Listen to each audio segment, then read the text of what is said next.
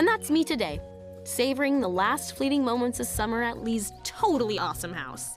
One of the most anticipated films on Netflix this summer is the sequel to the first two The Kissing Booth movies, The Kissing Booth 3. The newly released image hints at the upcoming movie being the solution to all problems and mistakes in the first two installments. There were glaring issues in its predecessors, but fans are looking forward to having them finally addressed. The third movie will see the old cast as well as the new additions that were introduced in the second movie, such as Marco and Chloe. In this video, we are going to talk about the mistakes, the possible solutions, and other things we can expect from the new movie. But before we get into the video, don't forget to leave a like and subscribe to the channel with notifications on so you don't miss any of the new videos we post. Netflix has just released the primary photos for The Kissing Booth 3, and the photos hint that the threequel is fixing a few mistakes that happened in part 2. The third movie is also probably the last remaining installment, and in preparation for its release, the streaming service has proudly unveiled the movie's first look. Although the photo doesn't embody the whole film, it provides audiences a concept of what viewers can expect from the story. The latest installment will also probably fix the problems that its predecessors had. The movies are based on the novels of the same title by Beth Reekles. The first movie was launched in 2018, and hot on the heels of its success, Netflix greenlighted the sequel, The Kissing Booth 2, which was released in 2020. Unlike the first movie, the follow-up had a challenging storyline led by the string of further characters. There were new characters such as Marco and Chloe, which made Elle and Noah's try at making their long-distance love affair quite challenging. Rachel, Lee's new girlfriend, was also not a fan of his finest good friend, and there were ugly issues on all fronts. In the third film, Elle decides to go to Harvard instead of Berkeley, which is a departure from the book.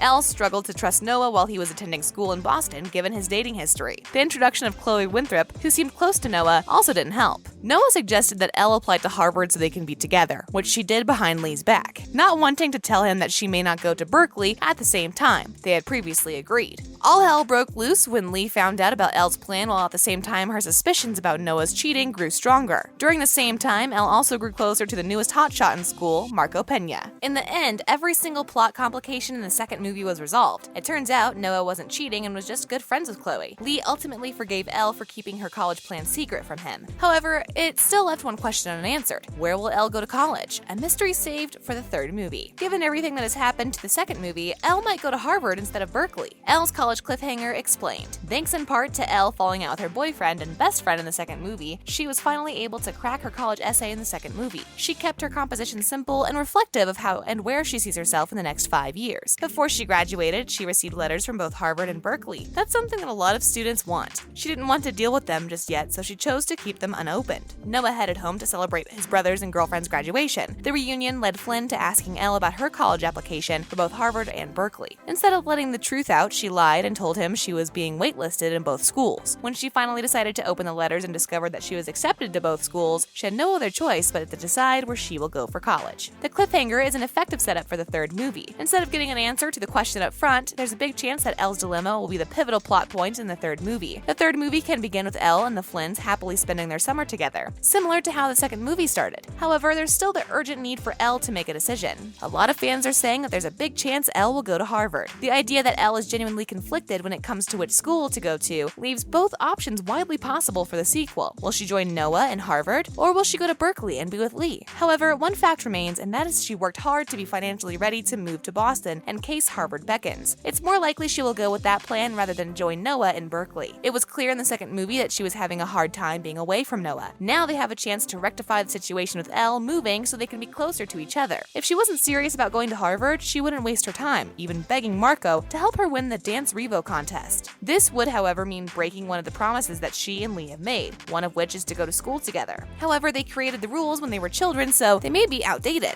People change and things happen, and some made-up rules years before may no longer apply. The new movie will expectedly tackle the two close friends becoming adults, which could include finally going their separate ways. Separating Elle from Lee would be something new that has never happened before. The two previous movies reiterated how Elle and Lee have been inseparable since birth, and this was a major issue between Lee and Rachel in the second movie, and the couple barely had time together because Elle was always around them or with them. It would be an interesting narrative to see Elle and Lee apart from each other for a long time and how the two are going to cope with the distance. Such a situation would also provide more opportunities to explore the romance between Noah and Elle further. Since the two didn't get to spend a lot of time with each other after their relationship was outed in the first movie, having them reunited in Boston would allow the movie to delve deeper into their relationship and reveal whether they are in it for the long haul or not. The stories in part 2 of the movie were intertwined, but a lot of the main cast was barely together. After having a fun summer together, Noah moved across the country to start his fun yet challenging years at Harvard. Elle was either visiting her boyfriend in his university or back at home with her best friend Lee. Once her relationship with Lee became strained, she spent more time with Marco. The sequel has only ever shown Elle, Lee, and Noah together during Thanksgiving, and plenty of issues were brought up during the reunion, and basically everyone was at odds with one another because of a lot of misunderstanding. The new movie teases that the characters will be spending plenty of time together, as the movie happens over summer break, so there's no school or anything else that can keep them apart. The new movie will definitely allow them to do the traditional scenes that have both been in the previous films. The new movie might show the group enjoying fun adventures that will make their bond even stronger, especially now that it seems Rachel is going to become a significant player in the movie. Another Netflix movie, To All the Boys, Always and Forever, also had an identical plot with Lara Jean deciding if she should stay true to her school of choice or if she should wait and see where Peter goes. So it's interesting to see how Elle will resolve her greatest problem. Fans of the movies have plenty of questions that they want answered. Aside from which school Elle will be going to, they have other things they want to know before the series finally wraps up. What did Marco mean exactly when he said yes she is towards the end of the film after his friend told him that Elle is not worth it? Fans of the films want to know what's going on inside that beautiful mind of his. Does he have any plans of winning Elle's heart, and does he want to take her away from Noah? We'll just have to see. It was also never mentioned where Marco will be going to college, so is there any chance that they could end up in the same school? That would be something. If Noah isn't in the same school, will Marco be pursuing Elle? We all know that Noah and Chloe are nothing but close friends, so will they also have a set of platonic rules in place like Lee and Elle? Will Elle continue to be the third wheel to Lee and Rachel's relationship because she is lonely from being so far away from Noah? Is there any chance that Elle will realize that what she and Marco have is something special? Is she maybe in love with him? Or will she hurt his feelings and end up friend-zoning him again? Most importantly, where are Elle and Lee going to set up the signature kissing booth when they both graduate from school? The movie can't end without that. What are you most looking forward to about the new movie? Are you excited to watch it this summer? Let us know in the comment section. We are at the end of our video. We'll see you again in our next video.